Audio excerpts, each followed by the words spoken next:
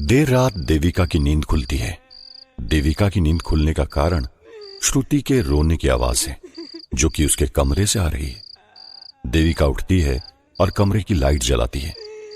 फिर सामने दीवार पर टंगी घड़ी पर टाइम देखती है। अभी रात के 12 बज चुके हैं। ये श्रुति फिर से रोने लगी। शायद उसको अपने पापा की याद आ रही होगी। मैं जाकर देखती हूं। ऐसा कहते ही देविका अपने पति देव को बगैर डिस्टर्ब किए कमरे से बाहर आ जाती है। जैसे देविका श्रुति के कमरे की ओर जाने लगती है, वैसे ही उसे उसके बगल वाले कमरे से एक रोशनी आती हुई नजर आती है, जो कि नीले रंग की रोशनी है। और ये बगल वाला कमरा उसके बेटे अर्जुन का है। ये ब्लू रोशनी कैसी? और ये ब्लू रोशनी तो अर्जुन के कमरे से आ रही है। पता नहीं अब क्या कर रहा है मेरा बेटा। इसने तो डरा कर रख दिया है। श्रुति के पास बाद में जाऊंगी, पहले अर्जुन के पास जाकर आती हूं। ऐसा कहते ही देविका अर्जुन के रूम की तरफ जाने लगती है। अर्जुन के कमरे का दरवाजा अंदर से खुला है, इसलिए देविका ने आसानी से उसके कमरे का दरवाजा खोला और अंदर देखा। लेकिन इस बार जो देविका ने अंदर देखा, उसे देखकर उसके पैरों तले जमीन खिसक गई। वो घबरा गई और कांपने लगी। उसका बेटा अर्जुन अभी गहरी नींद में है, लेकिन इन सब के बावजूद उसका पूरा शरीर हवा में तैर रहा है। और इससे भी बड़ी हैरान कर देने वाली बात यह है, अर्जुन की पूरी बॉडी से ब्लू कलर के रेडिएशन निकल रहे हैं, जिसकी रोशनी पूरे कमरे के साथ उससे बाहर भी जा रहे हैं। अर्जुन की इस हालत का कारण उसका क्लोन है, क्योंकि जो अर्जुन उसकी मां देविका को अभी अपनी आंखों के सामने दिखाई दे रहा है, वो उसका बेटा न होकर उसका ही एक क्लोन है। इसलिए क्लोन होने के कारण अर्जुन की पूरी बॉडी में यह अजीब सी हरकत हो रही है। देविका अर्जुन को इस हाल में देखकर बेहद घबरा गई। वो जोर से चिल्लाती है और अर्जुन के कमरे से बाहर आ जाती है। तभी वो बाहर आकर देव से टकरा जाती है, जो कि अभी पानी का ग्लास लेकर किचन से आ रहा था। लेकिन देविका देव से टकरा गई, जिस कारण वो पानी का ग्लास नीचे फर्श पर गिर पड़ा, जिस वजह से कांच के ग्लास के टुकड़े टुकड़े हो गए। अरे क्या करती हो देविका? देखो तुमने मेरे हाथ से पानी गिरा दिया, ग्लास भी टूट गया, देव ने कहा। तभी देव ने देखा कि देविका कुछ बोल नहीं पा रही है। क्या बात है देविका, तुम इतनी घबराई हुई क्यों हो? देव ने पूछा। वो हमारा बेटा अर्जुन, घबराते हुए देविका बोली। हाँ, क्या हुआ अर्जुन को? बोलो देविका, क्या हुआ अर्जुन को? देव ने थोड़ा हैरानी के साथ पूछा। उसकी बॉडी से ब्लू कलर की लाइट निकल रही है और वो सोते हुए हवा में तैर रहा है, देविका ने घबराते हुए जवाब दिया। ये क्या कह रही हो तुम देविका? ऐसा कैसे हो सकता है? तुम ठीक तो हो ना? मुझे तो लगता है शायद तुम्हारी तबीयत ठीक नहीं है, इसलिए ऐसी बहकी बहकी बातें कर रही हो, देव ने देविका के माथे पर हाथ लगाते हुए कहा। मुझे पता था तुम मेरी बातों पर विश्वास नहीं करोगे, इसलिए मैं तुम्हें खुद अर्जुन के रूम में लेकर चलती हूं। जब तुम अपनी आंखों से देखोगे तब तुम्हें यकीन आएगी मेरी बातों पर, देविका ने कहा। और अगले ही पल देविका अपने पति देव को अर्जुन के रूम में ले गई। लेकिन ये क्या, यहां तो अर्जुन नीचे अपने बेड पर आराम से सोया हुआ है और कमरे में हल्की रोशनी है जो बत्तियों की है। मैंने कहा था ना देविका कि तुम्हारी तबीयत ठीक नहीं है, या हो सकता है कि तुमने कोई बुरा सपना देखो। तुम तो बोल रही थी कि अर्जुन हवा में तैर रहा है, वो देखो अर्जुन तो अभी आराम से सोया हुआ है, देव ने कहा। लेकिन अभी कुछ देर पहले तो ऐसा नहीं था, मेरा यकीन मानो देव, मैं सच कह रही हूं, अभी कुछ देर पहले तक अर्जुन हवा में था, देविका ने फिर एक बार देव को समझाते हुए कहा। मुझे लगता है तुम्हें अभी आराम की जरूरत है, इसलिए चलो मेरे साथ और आराम करो। ऐसा कहते ही देव उसे ले गया। लेकिन अभी भी देविका अर्जुन को लेकर काफी सोच रही है, जिसका कारण अर्जुन का क्लोन है। नहीं नहीं, वो सब सपना नहीं हो सकता। कहीं ऐसा तो नहीं कि देव और अर्जुन मिलकर मुझसे कुछ ऐसा छुपा रहे हैं जो मेरे लिए जानना जरूरी है, देविका ने मन ही मन कहा। थैंक गॉड, आज तो बच गए, वरना आज देविका को पता चल जाता कि वो अर्जुन नहीं बल्कि उसका क्लोन है। अब इसे क्या पता कि उसका असल बेटा अर्जुन तो यहां है ही नहीं, देव भी मन ही मन कहता है और अगली पल सो जाता है। इधर दूसरी तरफ आकाश धीरे धीरे डॉक्टर जूल को खत्म करने उसकी ओर बढ़ रहा है और अभी भी उसकी पूरी बॉडी में जगह जगह पर नसें उसकी खाल से ऊपर उठने लगी है और वो बस डॉक्टर जूल को देखते जा रहा है। अरे संभल कर डॉक्टर, ये आकाश तो हमारी तरफ बढ़ा चला रहा है, कहीं इसने हमें नुकसान पहुंचा दिया तो? मुझे इसके इरादे ठीक नहीं लग रहे हैं, आप कहो तो मैं इसे सबक सिखाऊं? आरव घबराते हुए बोला। तुम चिंता मत करो आरव, तुम बस आगे आगे देखते जाओ होता है क्या।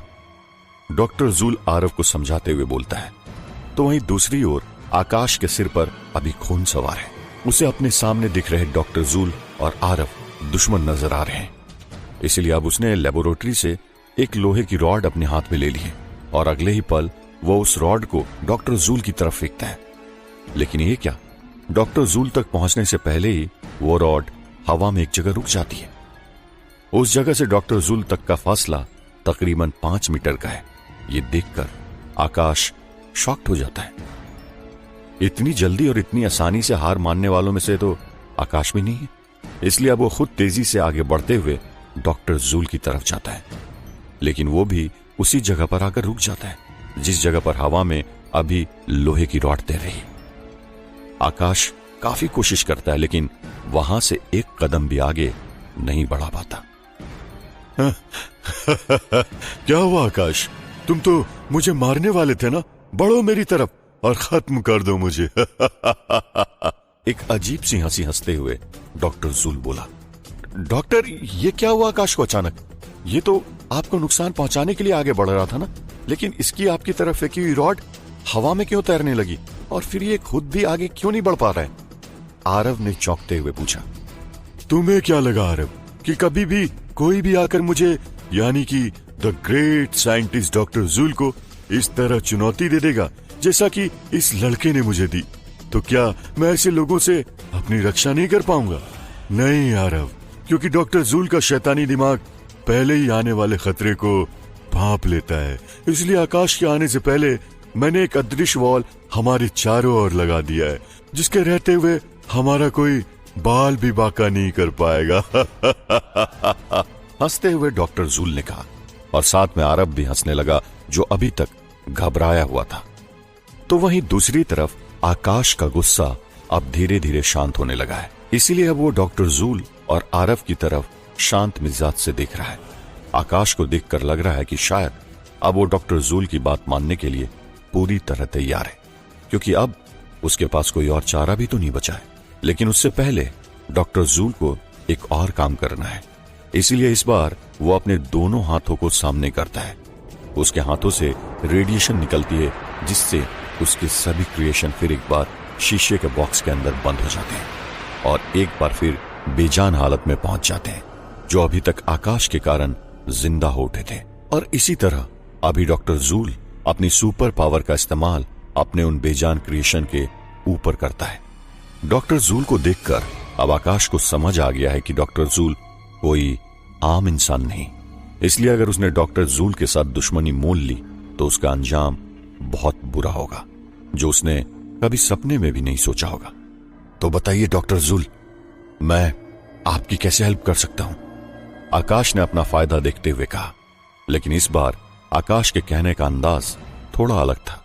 इस बार उसके चेहरे पर स्माइल थी जो कि थोड़ी हैरान करने वाली थी और जो शायद उसकी मजबूरी भी थी। हमें अच्छा लगा तुम्हारे मुंह से ये सब सुनकर, इसलिए आज से तुम the great scientist doctor joule के साथ मिलकर काम करोगे और फिर वो दिन भी आएगा जब हम दोनों मिलकर पूरी दुनिया में अपनी ताकत का परचम लहराएंगे। डॉक्टर जूल ने कहा। लेकिन अभी भी आकाश के मन में एक सवाल और गुस्सा है, जिसकी तलाश में वो एक गहरी सोच में जा चुका है।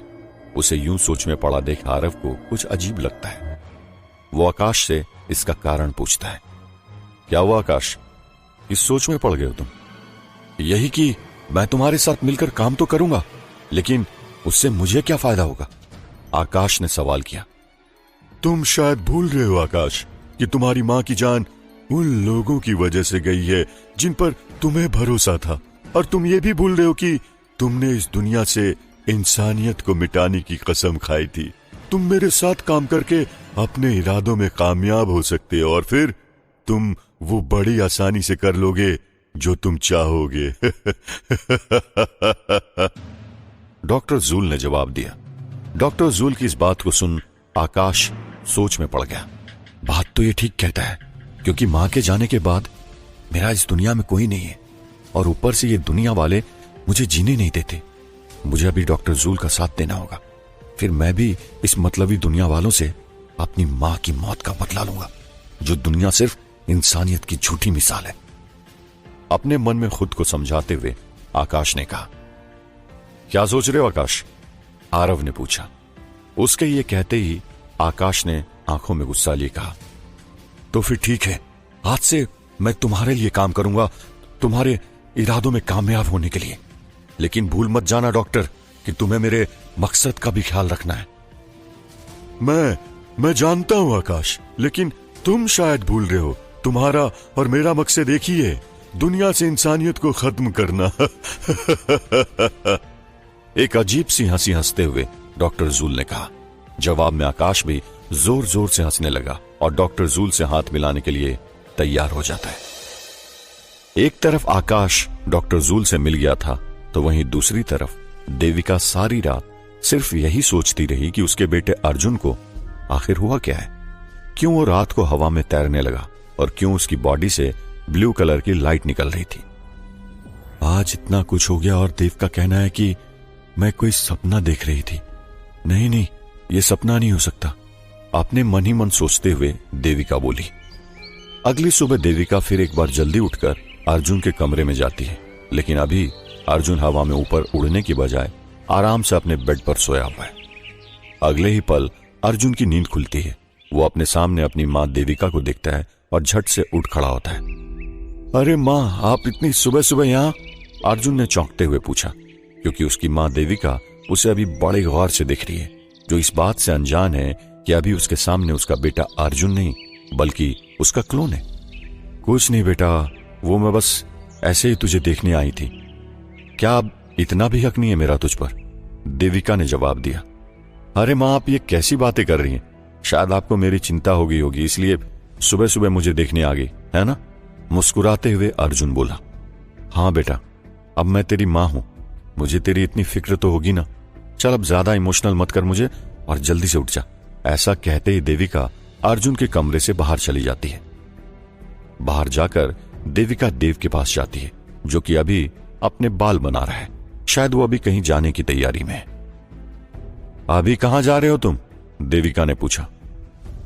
वो मैं हर रोज की तरह आज भी स्कूल जा रहा हूं, बच्चों को पढ़ाने, देव ने जवाब दिया। अच्छा, बच्चों को पढ़ाने, वो भी आज संडे के दिन? देविका ने सवाल किया। अरे वो मैंने आज से बच्चों की संडे की एक्स्ट्रा क्लासेस लेनी स्टार्ट कर दी है, इसलिए मुझे आज भी जाना पड़ेगा, देव ने थोड़ा हड़बड़ाते हुए जवाब दिया। देव के मुंह से यह जवाब सुनकर देविका हैरान होती है और अगले ही पल देव की आंखों के सामने आ जाती है। देविका अभी देव की आंखों में देख रही है, लेकिन देव है कि अभी उससे नजरें चुरा रहा है। वैसे आज बच्चों को कहां पर पढ़ाओगे तुम? आज तो स्कूल बंद होगा ना? देविका ने सवाल किया। वो मैंने स्कूल के स्टाफ से बात कर ली है, मेरे कहने पर वो एक क्लास को ओपन करके रखेंगे जहां जाकर मैं बच्चों को पढ़ा सकता हूं, देव ने जवाब दिया। और कितने झूठ बोलोगे तुम मुझसे देव? देविका ने पूछा। झूठ? अरे कौन सा झूठ? मैंने तुमसे कोई झूठ नहीं बोला, देव ने घबराते हुए जवाब दिया। अच्छा, तुम्हारी आंखों में देखकर साफ पता चल रहा है देव कि तुमने अभी तक जो कुछ भी कहा, जो कुछ भी मुझे बताया, वो सब झूठ था, देविका ने सीधा कहा। अरे कैसी बहकी बहकी बातें कर रही हो तुम देविका? मुझे लगता है शायद तुम्हारी तबीयत ठीक नहीं चल रही है, इसलिए अब तुम्हें बात कम और आराम करने की ज्यादा जरूरत है, देव ने बात को संभालते हुए कहा। पर देविका अपनी जिद पर अड़ गई। नहीं, मेरी तबीयत बिल्कुल ठीक है, लेकिन मुझे ऐसा क्यों लगता है कि तुम मुझसे झूठ बोलने के साथ ही कुछ छुपा भी रहे हो, देविका ने कहा। अरे अब मैं तुम्हें कैसे समझाऊं देविका, मैं तुमसे कुछ भी नहीं छुपा रहा हूं, अभी तो मुझे स्कूल के लिए लेट हो रहा है, तो मैं अभी चला। ऐसा कहते ही देव बाहर को जाने लगता है। तभी इतने में देविका फिर एक बार देव के सामने आ जाती है। देव फिर एक बार देविका से नजरें चुराने की कोशिश करता है, लेकिन देविका इस बार भी उसे बड़ी गौर से देखने लगती है। ये क्या पागलपन है देविका, तुमने इस तरह मेरा रास्ता क्यों रोका है? देव ने चौंकते हुए पूछा, क्या देविका सब जान जाएगी या क्या होगा आगे, और अर्जुन क्या करेगा आगे? देविका ने रूम का दरवाजा अंदर से बंद कर दिया और देव से बोली, मैं जानती हूं देव कि तुम मुझसे झूठ बोल रहे हो, जिसका रीजन तो मैं नहीं जानती, लेकिन इतना जरूर जानती हूं कि वो कोई ऐसी खास बात जरूर होगी जो तुम मुझसे छुपा रहे हो। इसलिए बताओ देव, क्या छुपा रहे हो तुम मुझसे? अरे देविका, जैसा तुम समझ रही हो वैसा कुछ भी नहीं है, देव ने जवाब दिया। अच्छा, अगर ऐसा नहीं है तो वो क्या था जो मैंने कल रात देखा? क्या वो सब झूठ था? कह दो कि अभी जो कुछ भी हमारे बेटे अर्जुन के साथ हो रहा है वो सब झूठ है। देविका ने देव से पूछा।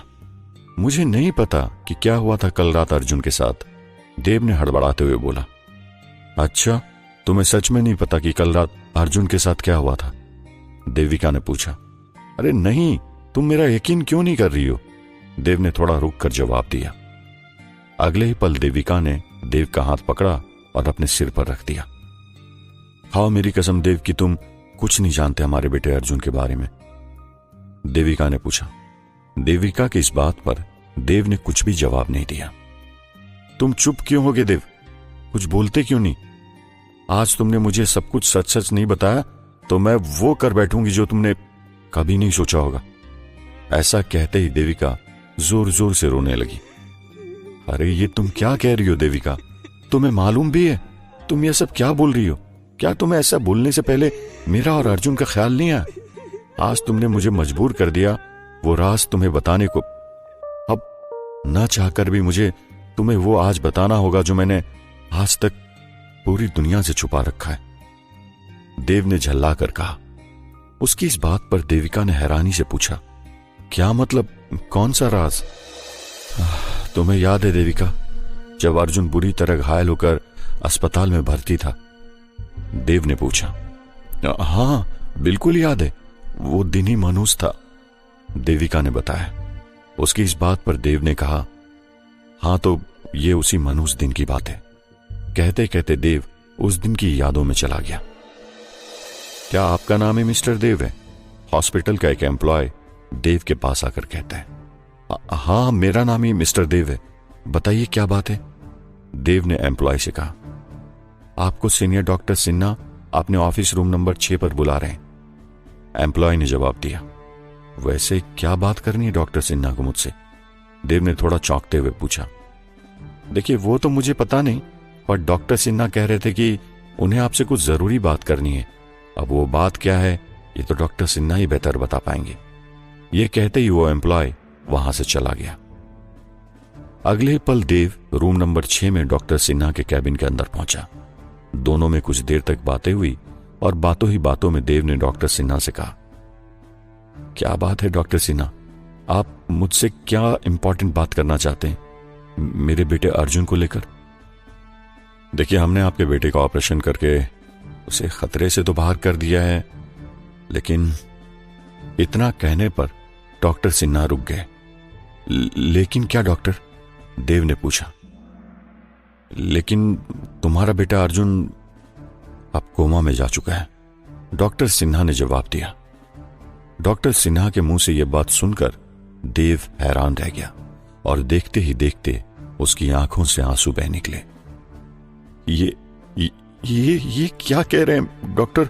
मेरा बेटा ऐसे कैसे कोमा में जा सकता है? कह दो कि ये झूठ है डॉक्टर, कह दो कि ये झूठ है, क्योंकि बाहर तो सब खुशी मना रहे हैं। आपके ही असिस्टेंट ने बताया कि अर्जुन अब खतरे से बाहर हो गया है। तो फिर रोते हुए देव ने डॉक्टर से कहा, यह सच है मिस्टर देव कि आपका बेटा कोमा में जा चुका है, और हमने बाहर झूठ कहा था कि सारे लोग पैनिक न करने लगे। डॉक्टर ने मायूसी भरा जवाब दिया। क्या मेरा बेटा फिर कभी ठीक नहीं होगा? क्या वो दोबारा से उठकर मुझसे कभी नहीं बोलेगा? क्या मेरा बेटा फिर कभी मुझे देख नहीं पाएगा? देव ने अपने आंसुओं को पोंछते हुए कहा। इसके बेहद ही कम चांस है मिस्टर देव कि आपका बेटा फिर कभी कोमा से बाहर आ पाएगा, जिसका कारण है उसके सिर की चोट। आपके बेटे को जिसने भी मारा है उसने जानबूझकर उसके सिर पर वार किया है, डॉक्टर ने जवाब दिया। और उसके जवाब से देव अब बुरी तरह से परेशान हो गया। आप कुछ करिए ना डॉक्टर, आप तो इतने बड़े डॉक्टर हैं, मुझे आप पर पूरा यकीन है। अगर आप चाहें तो आप मेरे बेटे को फिर से ठीक कर सकते हैं। देव ने रिक्वेस्ट करते हुए डॉक्टर से कहा, देखिए मिस्टर देव, मैं आपको झूठा दिलासा नहीं दे सकता, लेकिन इतना जरूर कह सकता हूं कि अब 1% चांस है आपके बेटे की वापस कोमा से बाहर आने के। इसलिए आपको आपके बेटे को लोगों से छिपा कर रखना होगा। मेरी मानिए तो आप अपने बेटे को एक ऐसी जगह ले जाइए जो जगह भीड़ भाड़ वाली ना होकर एकदम शांत हो। ऐसे क्लाइमेट में रहकर थोड़ा बहुत चांस बनता है कि आपका बेटा कोमा से बाहर आ जाए। और हां, आयुर्वेदा में एक ऋषि हैं जिन्होंने ऐसे कई लोगों को ठीक किया है। मेरी मानिए तो आप किसी आयुर्वेदिक औषधि से अर्जुन का इलाज कराइए। डॉक्टर ने सुझाव दिया। ठीक है, धन्यवाद। आपसे बस यही विनती है कि आप इस बारे में किसी को कुछ भी मत बताइएगा। इतना कहकर देव उदास मन से डॉक्टर सिन्हा के केबिन से बाहर आ गया। तभी उसके फोन पर एक कॉल आता है। वो कॉल किसी अनजान नंबर से आया। देव कॉल उठाता और बोलता है, हेलो, कौन बोल रहा है? देखो, मैं जो भी बोल रहा हूं ये जानने से पहले तुम इस बात पर ध्यान दो कि अभी टाइम दोपहर के 2 बजे है। क्या तुम शाम के 5 बजे मुझे हॉस्पिटल के बाहर मिल सकते हो? हॉस्पिटल के बाहर? पर क्यों और कौन हो तुम? देव ने पूछा। मैंने तुम्हारी और डॉक्टर की सारी बातें चुपके से सुन ली थी, इसलिए मैं तुम्हारे बेटे की भलाई के लिए कह रहा हूं कि अगर तुम्हें अपने बेटे की जरा भी चिंता है तो तुम मुझे ठीक शाम के 5 बजे हॉस्पिटल के बाहर ओबराय शॉपिंग मॉल के पीछे मिलना। ऐसा कहते ही उस आदमी ने फोन कट कर दिया। शाम के 5 बज चुके हैं। देव हॉस्पिटल के उस आदमी का इंतजार ओबराय शॉपिंग मॉल की बिल्डिंग के पीछे कर रहा है जिसने उसे इसी वक्त पर मिलने को बुलाया था। उस आदमी ने तो यहीं और इसी वक्त पर मुझे बुलाया था, लेकिन मैं तो यहां पहुंच गया पर उसका कोई पता नहीं। कहीं किसी ने मजाक तो नहीं किया? देव अपने मन ही मन कहता है। तभी इतने में एक आदमी वहां आता है। लगता है मेरा इंतजार कर रहे हो? उस आदमी ने देव की तरफ देखकर पूछा। ओह, तुम ही हो? कहो मुझे क्यों बुलाया? देव ने उस आदमी से पूछा। तुम बस मेरे साथ आओ, धीरे धीरे सब कुछ पता चल जाएगा, उस आदमी ने जवाब दिया। लेकिन तुम तो बोल रहे थे कि तुम मेरी हेल्प करोगे मेरे बेटे को कोमा से बाहर लाने में। फिर? देव ने चौंकते हुए पूछा। हाँ, लेकिन उसके लिए तुम्हें मेरे साथ आना होगा, उस आदमी ने जवाब दिया। वैसे कहां आना होगा मुझे? देव ने पूछा। तुम मेरे साथ मेरी बाइक में चलो, फिर मैं तुम्हें अपने कमरे में ले चलूंगा, फिर वहीं जाकर हमारी बाकी की बातें होंगी। बस भरोसा रखो, इतना ही कहूंगा, उस आदमी ने कहा। अगले पल उसने अपनी बाइक निकाली, फिर उसके साथ देव भी चला गया उसके कमरे की ओर, जो हॉस्पिटल से 10 किलोमीटर की दूरी पर है। मुझे लगा शायद लखनऊ में तुम्हारा घर होगा, लेकिन तुम बोल रहे हो कि यहां तुम्हारा कमरा है। क्या तुम यहां इस शहर में किराए पर कमरा लेके रहते हो? देव ने सवाल किया। हाँ, मैं लखनऊ में रूम लेकर रहता हूं, उस आदमी ने जवाब दिया। वैसे क्या नाम है तुम्हारा? देव ने पूछा। इस पर थोड़ा रुककर उसने जवाब दिया, अजीत। मेरा नाम अजीत है और मैं पिछले कई सालों से यहां रह रहा हूं, और अब मुझे नहीं लगता कि तुमसे इससे ज्यादा बताने की जरूरत है मेरे बारे में, अजीत ने जवाब दिया। अजीत का यह अटपटा जवाब देव को कुछ अजीब लगा, लेकिन ना चाहते हुए भी देव अजीत की इस बात पर चुप रहा, क्योंकि यहां पर सवाल उसके बेटे अर्जुन की जिंदगी का है, जो कि अभी कोमा में है। और एक पिता होने के नाते देव चाहता है कि उसका बेटा जल्दी से जल्दी कोमा से बाहर आ जाए। तकरीबन 20 मिनट बाद देव को तंग गलियों से गुजरते हुए अपने रूम में ले जाता है। वहां पहुंचकर अजीत देव को बताता है कि कैसे उसका बेटा ठीक हो सकता है। तुम्हें अगर अपने बेटे को ठीक करना है तो तुम्हें वही करना होगा जो मैं तुमसे करने को कहूंगा, अजीत ने कहा। हां, मैं सब करने को तैयार हूं, जो तुम मुझसे करने को कहोगे, बस कैसे भी करके मेरा बेटा ठीक हो जाए, क्योंकि मैं अपने बेटे के बिना नहीं रह सकता, देव ने कहा। अगले ही पल अजीत देव को उस शहर से दूर कानपुर रोड से सटे हुए उस सुनसान जंगल के बारे में बताता है, जहां देव को अपने बेटे अर्जुन को ले जाना है, जहां उसे एक बड़ी सी गुफा मिलेगी। जो कि कच्ची सड़क पर कई किलोमीटर आगे जाने पर जंगल में उसे मिलेगी। और यही नहीं, उस गुफा से एक तेज लाइट भी बाहर आएगी। लेकिन मुझे वहां जाकर करना क्या होगा? देव ने सवाल किया। वहां एक ऋषि समाधि में बैठता है। वो रात के 2 बजे अपनी समाधि से हर रोज बाहर निकलते हैं। वही वो वक्त है, तुम उन ऋषि से मिल सकते हो, अजीत ने कहा। ये कैसी बहकी बहकी बातें कर रहे हो? और हां, वैसे मुझे डॉक्टर ने बताया था कि मेरा बेटा किसी आयुर्वेदिक तरीके से ठीक हो सकता है, पर मुझे थोड़ा डाउट है, देव ने अपनी बात रखते हुए कहा। देखो, तुम मानो या ना मानो, जो मैंने तुम्हें बताया वो 100% सच है। बाकी सब तुम्हारे हाथ में है। और मैं तुम्हें कोई फोर्स नहीं कर रहा हूं कि तुम्हें अपने बेटे को वहां ले जाना होगा। ये तो सवाल तुम्हारे बेटे की जान का है, इसलिए मैंने तुम्हें यह बात बताई। बाकी तुम देख लो, अजीत ने कहा। लेकिन मैं तुम्हारी बातों पर इतनी आसानी से विश्वास कैसे करूं? और तुम मेरी मदद क्यों कर रहे हो? देव ने पूछा। क्योंकि मैं चाहता हूं कि इसके बदले तुम मेरा एक काम करो, अजीत ने मुस्कुराते हुए कहा। क्या मतलब, कैसा काम? देव ने हैरानी से पूछा। वो तुम्हें मैं समय आने पर बता दूंगा। और अभी बस यही कहूंगा कि अगर तुम्हें मुझ पर विश्वास है तो ये कदम उठाना, वरना मुझे क्या, सवाल तो तुम्हारे बेटे की जान का है ना, इससे मुझे कुछ फर्क नहीं पड़ने वाला। अजीत ने बात साफ करते हुए कहा और मुस्कुराने लगा। अजीत की इस बात पर देव एक गहरी सोच में पड़ गया। अजीत ने देव को एक सलूशन बता दिया था उसके बेटे को ठीक करने का, लेकिन अजीत की इन बातों पर विश्वास करना देव के लिए अभी मुश्किल हो रहा है, क्योंकि उसके लिए अजीत एक नया आदमी है। और अजीत ने देव को जो सलूशन बताया है वो काफी अटपटा सलूशन है। इसलिए देव अभी कुछ सोच रहा है। क्या सोच रहे हो? क्या तुम्हें नहीं लगता कि तुम्हें अपने बेटे को ठीक करने के लिए कदम उठाना चाहिए? अजीत ने देव से पूछा। मुझे अपने बेटे को ठीक करना है, किसी भी हाल में, फिर चाहे उसे ठीक करने के लिए मुझे कुछ भी करना क्यों ना पड़े, मैं वो सब करूंगा। लेकिन मुझे नहीं लगता कि तुम्हारा बताया सलूशन कुछ काम करेगा, देव ने कहा। देखो, मैंने तुमसे पहले ही बोला है, अगर तुम विश्वास कर सकते हो तो करो, वरना कोई बात नहीं, क्योंकि इसके अलावा कोई और तरीका नहीं है तुम्हारे बेटे को ठीक करने का। और अगर इतना ही है तो खुद इतने बड़े साइंटिस्ट होके तुम ही कोई उपाय ढूंढ निकालो, अजीत ने कहा। ठीक है, मैं इस बारे में सोचूंगा, लेकिन उससे पहले तुम्हें मुझसे एक वादा करना होगा, अगर कर सको तो, देव ने कहा। कैसा वादा? अजीत ने पूछा। मेरा बेटा अभी कोमा में है, यह बात मुझे, तुम्हें और सिर्फ डॉक्टर को पता है, इसलिए इस बात को अपने तक सीमित रखना।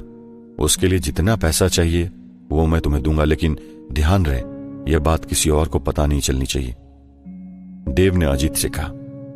पैसे की बात नहीं है भाई साहब, वैसे भी मुझे क्या मिलेगा इस खबर को किसी को बताकर कि आपका बेटा कोमा में है।